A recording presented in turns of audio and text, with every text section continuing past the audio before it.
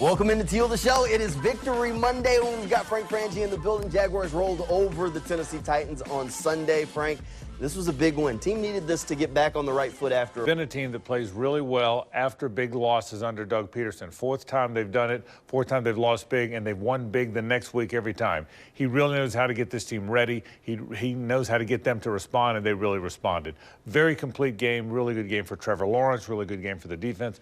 Very complete and deserving win for the Jags. You know, I'm glad you mentioned this team's ability to respond because it's definitely a personality trait of this group at this point. Evan Ingram said after the game that he just thinks that this team is at their best when their backs are against the wall.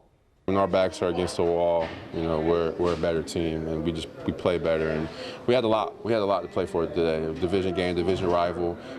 You know, rough one last week. Haven't really been playing well at home, so we had a lot for ourselves to respond to, and we took that into the day, and we wanted to put together a full 60 minutes of doing what we know we can do.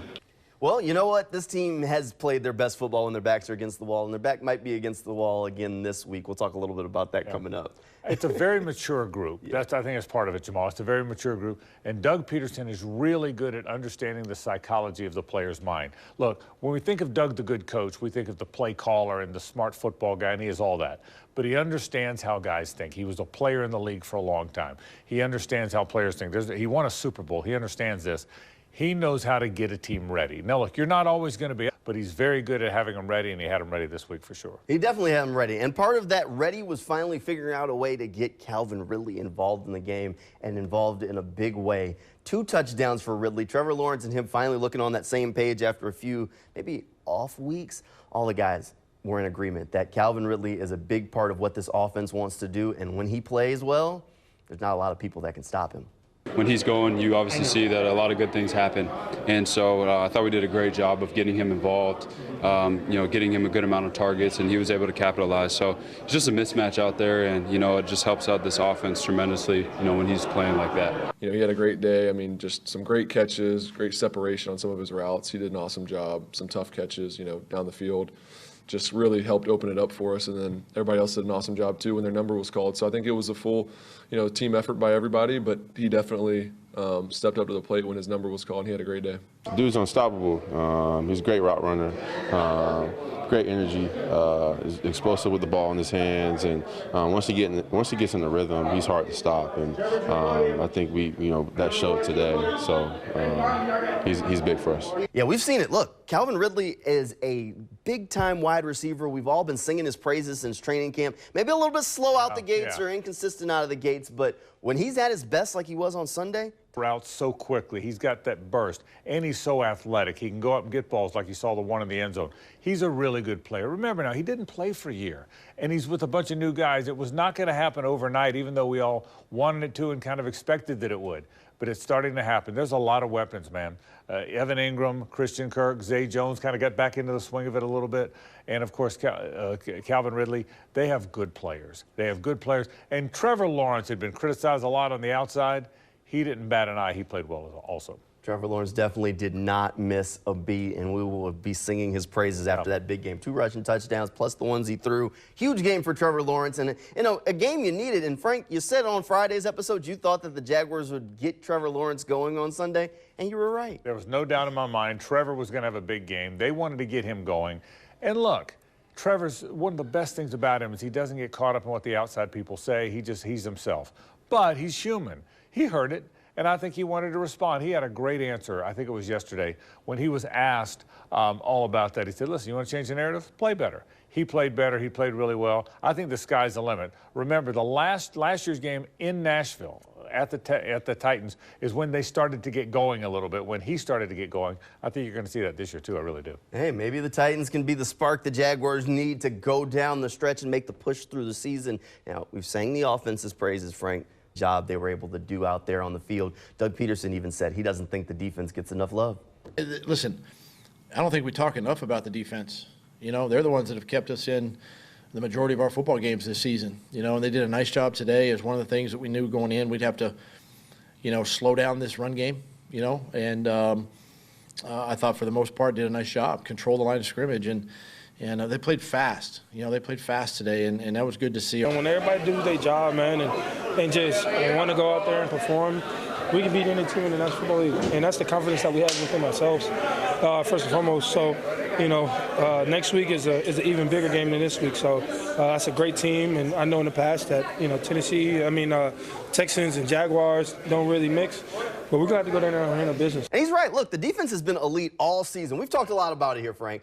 Look, the defense has kept this team in games, and they played another phenomenal game against the Titans. I told you this, and I think you agree with this, Jamal. The defense has been the story of the season. While the offense took a while to get going, the defense didn't. The defense has been good just about every game. They've been ready. There's a physicality to them. They're really a tough physical defense. And remember, they didn't have Devon Hamilton. He was a healthy scratch until he kind of finds his way, and the coaches want him to find his way, but he's going to.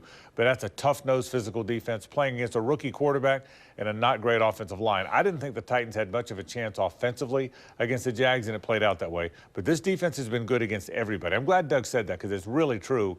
We need to focus on how good this defense is, not just the offense. They've been good all year long. Well, the Jaguars still have a few games left in the season. A big one coming up next. When Teal the Show returns right after this quick break, we'll start to look ahead to what's next for the team, and it is a big game, almost playoff kind of game. We'll talk about it right after this break. All right, welcome back into Teal the Show. It is a Victory Monday episode. Jaguars got that tough win over the Titans. They rolled over them. We like to do this after wins and even after the losses sometimes. Frank, your game ball after a big game for the Jaguars, who would be your player of the game? It's kind of obvious, isn't it? We've given Trevor plenty of game balls, but I'm going to give Trevor the game ball. 2 touchdowns passing, 2 touchdowns running. First time in the 29-year history of the Jaguars anybody's ever done that. It's never happened before. But also because of all the criticism and all the stuff he had to hear, he never blinked. Trevor Lawrence played great. I thought he would play great. I thought he was the key. He gets my game ball. Really, really good performance by number 16. Definitely a perfect choice there because Trevor Lawrence had probably his best game of the season. Right now, it just looks like he's got the Titans' number. He plays those good games against the Tennessee Titans, and you love to see it, don't you? All right, now, they need Trevor to have another good game because next up for the Jaguars is a date against the Houston Texans. Now, the Texans came to Jacksonville, beat the Jaguars already once this season, and those AFC South standings, they don't have very much of a lead. 1 game ahead. So if the Texans beat the Jaguars next week, that would tie their records and move the Texans into first place because of that tiebreaker. Yeah, they would have the sweep. They would then have swept the Jaguars. This is a really big game. It's the biggest game of the year for the Jags, not just because it's the next game. Coaches or players like to say the biggest game is this one because it's the next one. But it's bigger than that. These are the 2 teams in the division. We knew the Jags would be very good, and they were most people's pick to win the division. We didn't know who would compete with them. Thought maybe the Titans because they always do. How would Anthony Richardson do with the Colts? Well, now we know. The Texans are the other team in the division, and that's the team to beat. And they've already beaten the Jags, and they beat them soundly. And the Texans are good. C.J. Stroud is as good as any rookie quarterback to come into the league in his first half of a season that I can remember in a long, long time. He's a really good player. DeMeco Ryans is a tough-nosed coach and has those guys playing well. This is a good football team, a confident football team, and a gigantic game for the Jaguars coming up on Sunday. If before the season I told you there were going to be 2 double-digit win teams in the AFC South, what would you have said? I would have been shocked, number one, but I would have thought the Titans were the other one because they always are. Yeah, the Titans are always, they're never rebuilding. They're always there. Well, now they're rebuilding, and the Texans are starting to look like they are rebuilt. That's the difference.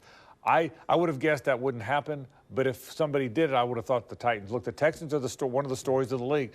And if the Texans beat Jacksonville on Sunday, they'll be the team everybody's talking about. You got to keep that from happening. Jags have to play well in Houston. All right, we have to look back at that early season matchup just a little bit as we start to get ready for this next one, right? So it's a tough game, not one that the Jaguars want to relive because a lot of things went wrong. It was a home game. Yeah. You almost feel like maybe the Jaguars underestimated that Houston team at least just a little bit. Yeah, I think that's correct. Look, good football teams don't underestimate anybody, but you're human too. I think, Jamal, you're right on. None of us thought the Texans would be that good, and then they got it rolling. Here's the good news. Nobody's surprised anymore. You've got to affect C.J. Stroud in that pocket. You've got to find a way to affect him. They didn't have Dameon Pierce yesterday. It'll be interesting to see whether or not he comes back or not.